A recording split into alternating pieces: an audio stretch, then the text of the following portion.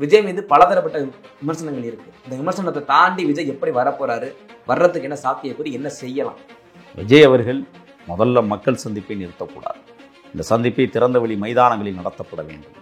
Build up அரசியலை தவிர்க்க வேண்டும்.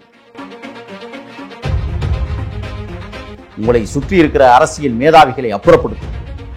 எல்லா ஏக்கத்தனமானவர்கள் உங்களோடு இருக்கிறார்கள். உங்களை பாதுகாக்க வேண்டிய இடத்தில் அவர்கள் இல்லை. உங்களை படுகொலியில் தள்ளுவதற்கான பதவி உயர்வு படைத்தவர்கள் அங்கே இருக்கிறார்கள். தூக்கி குப்பையில போடுங்க அவங்க. ஒரு தலைவனை பாதுகாக்க அல்லது தலைவனை பார்க்க வந்த பொதுமக்களை பாதுகாக்க உங்களுக்கு துப்பில்லை என்றால் உங்களுக்கு என்னத்துக்குடா பதவி? முதலமைச்சர் அவர்கள் கலந்து கொண்ட வானூர்திப்படை நடத்திய சாகச நிகழ்ச்சியில் கலந்து கொண்ட 5 தமிழர்களை பணிகொண்டோமே, அதற்காக முதலமைச்சரை கைது செய்து விட முடியுமா? எப்படி விஜயை கைது செய்ய முடியும்? ஆனால் கைது செய்து பாருங்கள், கைது செய்யுங்கள்.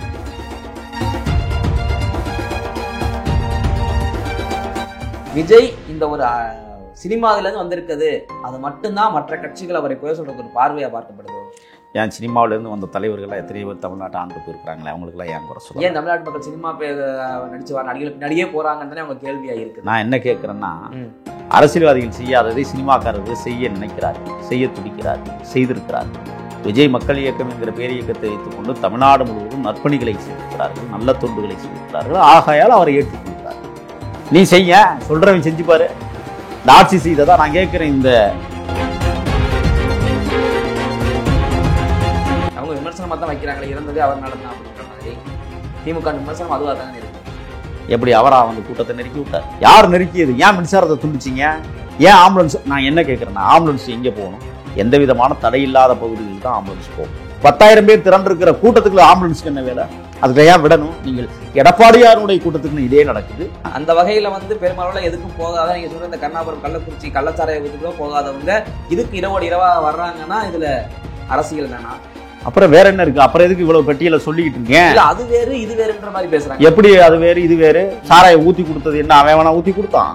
இல்ல, அவன் திமிர் எடுத்து குடிச்சா இறந்துட்டான். போலீஸ் ஸ்டேஷன் முன்னாடியே குடிச்சிருக்க, அதை பத்தி பேசுங்கயா.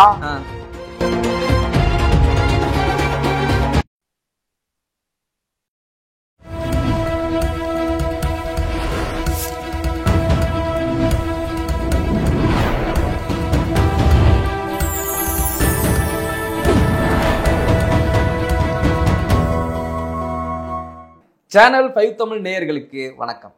இந்த நேர்காணலில் நம்மோடு இணைந்திருப்பவர் தமிழ் தேசிய ஆதரவாளர் திரு முகில் அவர்கள். வாருங்கள், அவரோடு பேசுவோம். சார் வணக்கம். வணக்கம். விஜய் மீது பலதரப்பட்ட விமர்சனங்கள் இருக்கு. இந்த விமர்சனத்தை தாண்டி விஜய் எப்படி வரப்போறாரு, வர்றதுக்கு என்ன சாத்தியக்கூறு, என்ன செய்யலாம்? விஜய் அவர்கள் முதல்ல மக்கள் சந்திப்பை நிறுத்தக்கூடாது. இந்த சந்திப்பை திறந்தவெளி மைதானங்களில் நடத்தப்பட வேண்டும். பில்டப் அரசியலை தவிர்க்க வேண்டும். ஏழை எளிய மக்களோடு பழகக்கூடிய பண்பை உருவாக்கி கொள்ள வேண்டும். அதனால தான் புரட்சி தலைவர் எம்ஜிஆர் அவர்களும் புரட்சி கலைஞர் விஜயகாந்த் அவர்களும் இந்த மண்ணிலே மக்களோடு மக்களாக நின்ற காரணத்தால் மகத்தான தலைவர் பெருமக்களாக வாழ்ந்து விட்டு போயிருக்கிறார்கள். இல்லை, இப்படி நீங்க வாழ்ந்து விட்டு போனாலும் அவங்களுக்கு பல நெருக்கடி கொடுத்தது திமுக. இவருக்கு நெருக்கடி கொடுக்காம விட்டுருமா? தாக்கு பிடிச்சிருவாரா? அந்த நெருக்கடி கொடுத்ததுனால தானே 41 உசுறு. இல்லை, இதுக்கப்புறம் கொடுக்கக்கூடிய நெருக்கடிகளுக்கு என்ன பதில்? நிறைய கொடுப்பாங்க, சமாளிக்கணும். எல்லாத்தையும் நீங்கள் வந்து நீதிமன்றம் தான் போய் பெற வேண்டும் என்கிற நிலையை திமுக திட்டமிட்டு உருவாக்குகிறது. உடையுங்கள், எல்லாத்தையும் உடைச்சி போடுங்க. மக்கள் சந்திப்பை மக்களோடு நடத்துங்கள். நீங்கள் மேலிருந்து பேசுனா அது நடக்காது. கூட்டத்துக்குள்ள நீங்கள் நடந்து வாங்க. நசுக்குப்பட்டால் நசுக்குப்படலாம். தொண்டர்களால் மிதிப்பட்டு தான் நான் சாக போகிறேன்னா அந்த சாவை தழுவிக்கொள்ளலாம் ஒரு தலைவன், தப்பு. ஏன்னா தமிழரசன் அதைத்தானே செய்தார். பெண்ணாட வங்கியில் பணத்தை எடுத்துக்கொண்டு வெளியில் வருகிற போது இந்த மக்கள் என்னை கல்லால் அடித்துக் கொள்கிறார்கள் என்றால் அந்த மரணத்தை நான் மக்களோடு மக்களாக நின்று மக்கள் கொடுக்கிற மரணத்தை நான் தழுவிக்கொள்கிறேன் என்று தமிழ்நாட்டிற்கு பறைசாற்றிய உன்னத தலைவன் தமிழரசன். படிச்சிருக்கிறீங்களா மரியாதைக்குரிய அண்ணன் விஜய் அவர்களே? படிங்க. எளிய மக்களிடம் பழகுவதற்கு வாய்ப்பை கொடுங்கள். உங்களை சுற்றி இருக்கிற அரசியல் மேதாவிகளை அப்புறப்படுத்துங்கள். எல்லா ஏக்கத்தனமானவர்கள் உங்களோடு இருக்கிறார்கள். உங்களை பாதுகாக்க வேண்டிய இடத்தில் அவர்கள் இல்லை. உங்களை படுகொலியில் தள்ளுவதற்கான பதவி உயர்வு படைத்தவர்கள் அங்கே இருக்கிறார்கள். தூக்கி குப்பையில போடுங்க அவங்களெல்லாம். என்ன யோக்கியதை இருக்கு அவங்களுக்கெல்லாம்? ஒரு தலைவனை பாதுகாக்க அல்லது தலைவனை பார்க்க வந்த பொதுமக்களை பாதுகாக்க உங்களுக்கு துப்பில்லை என்றால் உங்களுக்கு என்னத்துக்குடா பதவி? நாளைக்கு நீங்க ஆட்சிக்கு வந்து என்ன செய்ய போறீங்க? ஒரு தலைவனை இவ்வளவு பேர் இழிவாக தமிழ்நாட்டில் பேசுகிற நிறுத்திக் கொள்ளுங்கள். மகாமகத்திற்கு ஜெயலலிதாவை நாம் குறைவிட்டு கொண்டோம். தூத்துக்குடி கலவரத்திற்காக எடப்பாடியாரை நாம் குறைத்து மதிப்பிட்டோம். படிப்பினையை அவர்கள் பெற்றிருக்கிறார்கள். எடப்பாடி அதிலிருந்து மிகப்பெரிய படிப்பினை உணர்ந்திருக்கிறார். நாம் கடைசியாக செய்த தவறின் அடிப்படையில் நாம் ஆட்சியை இழந்திருக்கிறோம் என்று அவர் எண்ணத் தொடங்கிய அந்த வாழ்வியல் முறை இன்றைக்கு அவர் அதிலிருந்து பாடம் கற்பித்து நிறைய கடந்து போய் கொண்டிருக்கிறார். உங்களுக்கும் இது படிப்பினையாக இருக்கும் என்று நான் நம்புகிறேன். அண்ணன் திருமாவர்கள் நடத்திய சமூக நீதி மாநாட்டில் முடித்ததற்கு பிறகு கடலூர் தம்பிகள் 3 பேர் காரிலே போகிற போது விபத்துக்குள்ளாகி 3 பேர் இறந்து போனார்கள். உங்களுக்கு நினைவு இருக்கும்னு நினைக்கிறேன். அதுக்காக அண்ணன் திருமாவை கைது செய்ய முடியுமா? முதலமைச்சர் அவர்கள் கலந்து கொண்ட வானூர்திப்படை நடத்திய சாகச நிகழ்ச்சியில் கலந்து கொண்ட 5 தமிழர்களை பலிகொண்டோமே, அதற்காக முதலமைச்சரை கைது செய்து விட முடியுமா? எப்படி விஜயை கைது செய்ய முடியும்? ஆனால் கைது செய்து பாருங்கள், கைது செய்யுங்கள். அவர் சிறைப்பாடத்தையும் படிக்கட்டும். நான் விரும்புகிறேன். சில பேர் போய் ஒரு 18 நாள் 28 நாள் சிறையில் இருந்துக்கிட்டு தமிழர்களுக்கெல்லாம் நான் தான் தலைவன் சொல்கிற தற்குறி கூட்டமெல்லாம் தமிழ்நாட்டில் உலாவுவதை நாம் பார்க்க முடிகிறது. அது ஒரு பெரிய சாதனையாக அவன் பார்க்குறான். நான்லாம் 4.5 வருஷம் சிறையில் இருந்துட்டு இருந்துக்கிறேன். நம்மளுக்கெல்லாம் அப்படி ஒரு எண்ணமே இல்லை. என்னை சிறை பக்குவப்படுத்தி இருக்கிறது. ஆகையால் சிறை செல்வதில் தயக்கம் வேண்டாம். மரியாதைக்குரிய தலைவர் விஜய் அவர்களே, இந்த அரசு கைது செய்யுமே ஆனால் நீங்கள் மிக உயர்ந்த இடத்திற்கு செல்ல காத்திருக்கிறீர்கள் என்று அர்த்தம். சிறை செல்வது ஒரு பக்கம் இருக்க, விஜய் மீது இத்தனை விமர்சனங்கள் வருது. விஜய் இந்த ஒரு சினிமாவிலேருந்து வந்திருக்குது, அது மட்டும்தான் மற்ற கட்சிகள் அவரை குறை சொல்றதுக்கு ஒரு பார்வையாக பார்க்கப்படுதோ? ஏன் சினிமாவிலேருந்து வந்த தலைவர்கள்லாம் எத்தனை பேர் தமிழ்நாட்டை ஆண்டு போயிருக்கிறாங்களே, அவங்களுக்குலாம் ஏன் குறை சொல்ல? ஏன் தமிழ்நாட்டு மக்கள் சினிமா நடிச்சு வர நடிகர்கள் பின்னாடியே போறாங்கன்னு தானே அவங்க கேள்வியாக இருக்குது. நான் என்ன கேட்குறேன்னா, அரசியல்வாதிகள் செய்யாததை சினிமாக்காரர்கள் செய்ய நினைக்கிறார்கள், செய்ய துடிக்கிறார்கள், செய்திருக்கிறார்கள். விஜய் மக்கள் இயக்கம் என்கிற பேர் இயக்கத்தை வைத்துக்கொண்டு தமிழ்நாடு முழுவதும் நற்பணிகளை செய்திருக்கிறார்கள், நல்ல தொண்டுகளை செய்திருக்கிறார்கள். ஆகையால் அவரை ஏற்றுக்கொள்கிறார்கள். நீ செய்ய சொல்கிறவன் செஞ்சுப்பாரு. இந்த ஆட்சி செய்ததா நான் கேட்குறேன். இந்த மரணத்தில் 10 லட்சம் கொடுக்குற இந்த அரசு, ஆனால் தனிப்பட்ட ரீதியில் எந்த ஆட்சியும் பிடிக்காமல் ஒரு வார்டு மெம்பர் கூட வெற்றி பெறாமல் கட்சியின் சார்பில் இன்றைக்கு 20 லட்சம் ரூபாயை ஒவ்வொரு தொண்டனுக்கும் அவர் வழங்கியிருக்கிறார் என்றால் அதை பற்றி அவனால் பேசிய வரலாறு உண்டா? ஏன் பேச மாட்டேங்கிறாதா? எதற்காக அதை பேசலை? அவங்க விமர்சனமாக தான் வைக்கிறாங்களே, இறந்ததே அவர்னால தான் அப்படின்ற மாதிரி. திமுக விமர்சனம் அதுவாக தானே இருக்கு. எப்படி அவரா வந்து கூட்டத்தை நெருக்கி விட்டார்? யார் நெருக்கியது? ஏன் மின்சாரத்தை துண்டிச்சிங்க? ஏன் ஆம்புலன்ஸ்? நான் என்ன கேட்குறேன்னா, ஆம்புலன்ஸ் எங்கே போகணும்? எந்த விதமான தடையில்லாத பகுதிகளில் தான் ஆம்புலன்ஸ் போகணும். சென்னையில் ஆம்புலன்ஸ் போகுதுன்னா அந்த சிக்னலையே மாற்றி விடுவான் காவல்துறை. ஏன் அது விரைவாக போகணுங்கிறக்க 10,000 பேர் திரண்டிருக்கிற கூட்டத்துக்குள்ள ஆம்புலன்ஸுக்கு என்ன வேலை? அதுக்கு ஏன் விடணும்? நீங்கள் எடப்பாடியாருடைய கூட்டத்துக்குள்ள இதே நடக்குது, விஜய் கூட்டத்துக்குள்ள இதே நடக்குதுன்னா அப்போ உங்களுடைய சித்தாந்தம் என்ன? கூட்டத்தை சிதைக்க வேண்டும். மரியாதைக்குரிய அண்ணன் எடப்பாடியாரே நீங்கள் கவனமாக இருங்கள். உங்களுடைய பிரச்சாரத்தில் தொடர்ச்சியாக ஆம்புலன்ஸ்கள் திரிக்கப்பட்டிருக்கிறது. உங்களது கூட்டத்திற்குள்ளும் மரணத்தை நிகழ்த்துவதற்கு சதிகாரர்கள் சதி செய்வார்கள், ஊடுருவார்கள். அது யாராக இருந்தாலும் சரி. இல்லை, திமுக காரர்கள் ஒரு விமர்சனம் வைக்கிறாங்க. நாங்கள் இப்படிப்பட்ட பழிச்சொல்லுக்கு ஆளாகித்தான் இப்படி நாங்கள் வெற்றியை பெற வேண்டுமா? இப்படி நாங்கள் இத்தனை பழிகளுக்கு கொலைகளுக்கு நாங்கள் பழியேற்க முடியுமா? இது எதிர்ச்சியாக நடந்ததுக்கு இப்போ திமுக கொலை சொல்றீங்கன்னு ஒரு பிம்பத்தில் பேசுகிறாங்க. ஹிஸ்டரி சோஸ் திமிவே. அப்படி என்ன ஹிஸ்டரி இருக்கு? பெரிய வரலாறு திமுகவிற்கு இருக்கு. படுகொலைகள் ஏராளம். நான் கேட்குறேன், இவ்வளோ பேச்சு பேசுகிறீங்கல்ல, ஆம்ஸ்ட்ராங் அண்ணன் படுகொலை என்ன கிழிச்சிங்க? தீபக் பாண்டியன் படுகொலை என்ன செஞ்சீங்க? கிட்டத்தட்ட 6,876 படுகொலைகள் நடந்திருக்கிறது. என்ன செஞ்சு கிழிச்சிங்க? சொல்லுங்க பார்ப்போம்.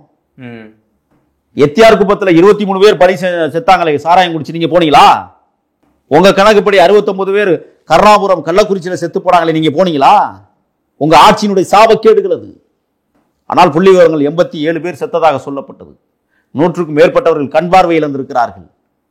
50க்கும் மேற்பட்டவர்கள் ஊனமாகி கிடக்கிறார்கள். என்ன பங்களிப்பு உங்களுடைய பங்களிப்பு? அதுக்கெல்லாம் ஏன் அந்த வாய் திறக்கல? எதற்காக பேசல? இவ்வளவு பெரிய மரணங்கள் நிகழ்ந்திருக்கிறதே, அதை பத்தி பேசுவதற்கு இந்த திருட்டு கும்பலிடம் வாய்ப்பு இருக்கிறதா? ஏன் அதை பேச மறுக்கிறாங்க? கள்ளக்குறிச்சி சீமதியினுடைய மரணத்தை பேசுங்க. ஏன் பேச மறுக்கிறீங்க? மலந்தண்ணி குடித்தவனையை குற்றவாளிக்கு கொடுமையான அரசு இது. இதுதான் ஹிஸ்டரி அதிமுகவுக்கு. அப்புறம் வேற என்ன வேணும்? இதை விட என்ன ஹிஸ்டரி வேணும்னு நீங்க நினைக்கிறீங்க? இதுதான் ஒழுங்கான ஆட்சி முறையா? எங்க ஒரு நாளைக்கு 6 படுகொலைகள் நடந்துகிட்டு இருக்கு. இது என்ன ஆட்சியா? அப்புறம் இதுக்கு உள்துறையில் இவ்வளவு பணியாளர்கள், காவல்துறை எதற்கு, அதுல 3 பிரிவு இன்டெலிஜென்ஸ் பிரிவு எதற்கு, நேர்மையற்ற அரசு நடக்குமே. ஆனால் நீங்க ஏன் கதறீங்க? உங்களுக்கு ஏன் கூட்டணி? அதான் 2 கோடி உறுப்பினர்களை வச்சிருக்கிறீங்களே. அப்போ உங்களுடைய செயற்பாடுகளை மக்கள் அங்கீகரிக்கவில்லை என்பதை காட்டுகிறது. அந்த ஹிஸ்டரியில தான் இப்ப விஜய் வர்றாரா? ஏன் அதுல கொண்டாந்து சேர்க்குறீங்க? இல்ல இப்ப நீங்க இவ்வளவு ஹிஸ்டரி சொன்னீங்க, அந்த வகையில பெருமளவுல எதுக்கும் போகாத, நீங்க சொல்ற இந்த கருணாபுரம் கள்ளக்குறிச்சி கள்ளச்சாராய விபத்துக்குள்ள போகாதவங்க இதுக்கு இரவா வர்றாங்கன்னா இதுல அரசியல் தானா? அப்புறம் வேற என்ன இருக்கு? அப்புறம் எதுக்கு இவ்வளவு பெட்டியில சொல்லிக்கிட்டு இருக்கீங்க? அது வேறு இது வேறுன்ற மாதிரி பேசுறாங்க. எப்படி அது வேறு இது வேறு? சாராயம் ஊத்தி கொடுத்தது என்ன? அவன் வேணா ஊத்தி கொடுத்தான். இல்ல அவன் திமிர் எடுத்து குடிச்சா இறந்துட்டான். போலீஸ் ஸ்டேஷனுக்கு முன்னாடியே குடிச்சிருக்கேன், அதை பத்தி பேசுங்கயா. போலீஸ் ஸ்டேஷனுக்கு முன்னாடி நான் போய் பாக்கெட்டை எடுத்து காட்டினேன். காவல்துறை இந்த இருக்கிறது நிலையம். ஆமா, நீங்க போயிருந்தீங்க. நான் எடுத்தே காட்டினேன். சாராய பாக்கெட்டுகள் முன்னாடி இருக்கிற ஒரு தண்ணீர் நீர்த்தேக்க தொட்டிக்கு கீழே கிடக்குது. ஒரே ஒரு குறுக்கு சோறு காமௌண்ட், அதுல ஒரு வாசப்படி. நான் எடுத்து காட்டினேன். போலீஸ்க்கு தெரியாம சாராயம் தான், அந்த ஒரு விஏவுக்கு தெரியாம சாராயம் தானா? அதற்கு போகாத முதலமைச்சர் இதுக்கு ஓடடி போறாருன்னா அது அரசியல். ஏன் அந்த அரசியல் செய்றீங்க? 41 பேர் தமிழர்கள் ஏற்றுக்கொள்கிறோம், 87 பேர் வட இந்தியக்காரங்களா? எத்தியார் குப்பத்தில் இறந்து போன 23 பேர் என்ன அமெரிக்காவிலிருந்து வந்தவனா? அவனும் இந்த தாய்க்குடி சமூகத்தை சார்ந்தவன் தானே. செத்தவன்லாம் உங்களுக்கும் ஓட்டு போட்டிருப்பான், மறந்துடாதீங்க. ஆனால் இங்கே செத்த 41 பேர் உங்களுக்கு ஓட்டு போட்டிருப்பான்னா அது கேள்விக்குறியா தான் இருக்கும். ஆக உங்களுக்கு அரசியல் தேவைப்படுகிறது. நாள் நெருங்க நெருங்க, மாதம் சுருங்க சுருங்க உங்களுக்கு அரசியல் தேவைப்படுகிறது. இன்னொரு கலவரங்கள் கூட தமிழ்நாட்டில் உருவாகுவதற்கு வாய்ப்பு இருக்கிறது. இல்ல ஒரு தமிழ் தேசிய ஆதரவாளராக இவ்வளவு கருத்துக்களை முன்னெடுத்து வச்சிங்க நீங்க திமுக எதிராகவும் விஜய் கூடிய இந்த அசம்பாதங்களை குறித்து. விஜய் அவர்கள் இதை எடுத்து தெளிவா பேசலாமே. திமுகவுக்கு இவ்வளவு ஹிஸ்டரி சீட் இருக்கு, இதை பத்தி பேசிட்டு இதுவும் ஒரு வகையில் திமுக விளையாட்டு ஒரு வார்த்தை பேசினாலே இப்ப நடக்கக்கூடிய கதையே வேற அல்லவா? அதனாலதான் சுத்தி இருக்கிறவனும் சரியில்லைன்னு நான் சொல்ல வரேன். அவருக்கு எடுத்து சொல்லணும்ல. இல்ல பயம் கொள்கிறாரா? இப்படி பேசிட்டா பயம் எல்லாம் கிடையாது. நீங்க ஒரே ஒரு விஷயம், அவருடைய பேட்டியில கடைசி என்ன சொன்னாரு? நான் வீட்டில் தான் இருக்கிறேன், பழிவாங்க நினைச்சா என்னை பழிவாங்க, என் தொண்டர்களை தயவு செய்து பழிவாங்க அந்த சோக குரலில் பேசியது. அதுவே சினிமாட்டிக்கா இருக்குன்னு சொல்றாங்களே. அவங்க அப்ப பார்த்த பார்வையாளர்களுடைய பார்வை எப்படி இருக்கிறது? அப்படிதான் பேசுவாங்க. பாத்ரூம்ல கழிவறைக்கு போனா கூட கழிவறையில ஏன்டா காலால் நடந்தான்னு கேட்பான், கையால் போக வேண்டியதான்னு கேட்கிற சமூகம் இந்த சமூகம். ஏன்னா அவருடைய வளர்ச்சியை தடுப்பதற்கு பல வகைகளில் பல இடங்களில் முற்படுகிறார்கள். அதிகார வர்க்கத்தை சேர்ந்தவர்கள், அதிகார எண்ணம் படைத்தவர்கள். வாய்ப்பில்லை ராஜா. வேறொரு இடத்திற்கு பயணிக்க விஜய் தயாராகி விடுவார் என்ற நம்பிக்கை எனக்கு உண்டு. விஜய் அவர்களே, உங்களை சுற்றி இருக்கிற கோமாளிகளை, உங்களை சுற்றி இருக்கிற புல்லுருவிகளை, உங்களை சுற்றி இருக்கிற உண்ணிகளை உடனடியாக அப்புறப்படுத்துங்கள். விலை போக வாய்ப்பு இருக்கா? கண்டிப்பாக போவாங்க, ஏன் போக மாட்டாங்க? விஜய் அவர்கள் விஜயகாந்தனுடைய சட்டமன்ற உறுப்பினர்களைப் போல இருந்து விடக்கூடாது. விஜயகாந்தின் சட்டமன்ற உறுப்பினர்கள் விஜய் உயிரோடு இருக்கிற போதே எங்கே போய் கரைந்தார்கள் என்பது நமக்கு தெரியும். ஆமாம். அதேபோல் விஜய் தீர்மானிக்கக்கூடிய இடத்தில் இருக்கிறார் என்றால் உண்மையான இப்படிப்பட்ட அரசியல், இப்படி கஷ்டமான அரசியல், இத்தனை உயிர்கள் போய் இப்படி அரசியல் தேவைதானா நமக்கு அப்படின்னு விஜய் நினைச்சிட மாட்டாரா? அவர் ஒன்று சொல்லியிருக்கிறாரு, நான் மீண்டும் வருவேன், நம்ம அந்த வார்த்தை எழுச்சி கொண்டு வருவேன்னு சொல்லியிருக்கிறாரு. ஏன்னா அவர் தெளிவாயிட்டாரு. இந்த பின்னணியில் யார் இருப்பார்கள் என்பதை அந்த வாகனம் இருக்குல்ல, அதில் இருக்கிற சிசிடிவி கேமராக்களே அவர் ஃபுட்டேஜாக எடுத்துட்டார். இப்போ அந்த பேருந்தை பறிமுதல் பண்ண போகிறாங்க. நீதிமன்றம் உத்தரவு போட்டுருச்சு. விஜய் அவர்களே, உங்களை சுற்றி இருக்கிறவர்கள் கூட அங்கே இருக்கிற அந்த சிசிடிவியுடைய பதிவுகளை அழித்துளிப்பார்கள். பார்த்து கவனமாக அதை கையாண்டு வைத்துக் கொள்ளுங்கள். CCTV camera footage. ஆமாம், உங்களை சுற்றி இருக்கிறவனே அதை அழிப்பான். எவனா நெருக்கடி கொடுத்தா அழிச்சு விட்டு நம்மளுக்கு என்னோட தேவையில்லைன்னா.